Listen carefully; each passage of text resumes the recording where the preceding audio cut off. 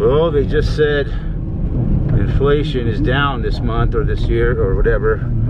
Last month it was down like 100/10%. They say the #1 leader of inflation is rent. So yeah, isn't that kind of shitty?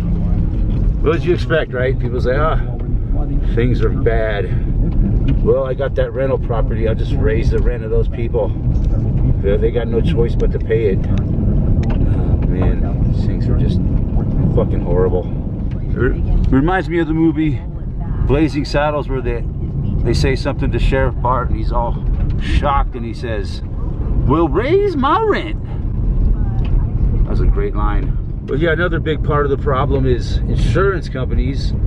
They keep raising their fucking rates every year without, like clockwork, 10, 15, 20% a year. So, you know, in a way, kind of forces the landlords and some of them to raise the rent to pay the more insurance cost. You know, it's especially in rural areas like this. It's just, you know, when people need help and things are getting worse and worse, everything costs more, and then insurance companies raise their rates. You know, they raise their rates and they blame it all on climate change. You know, climate change is causing worse fire seasons. It's causing more floods. Insurance has to cost more because of climate change. So it's a great racket, ain't it? And of course, you keep raising people's rent.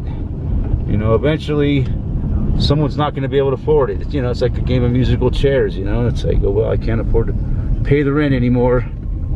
I guess I'll have to go live in my car for a while. And then they just never make it back out of their car. And then they lose their car. It's just, it's a horrible situation. So I don't know. What are you gonna do? You know, there are just no easy answers. No easy answers whatsoever. Here's the old lady and her dog.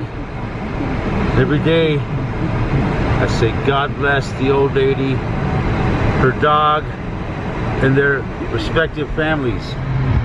Isn't that right, Dingo? Ah, caught you yawning. Raise my rent.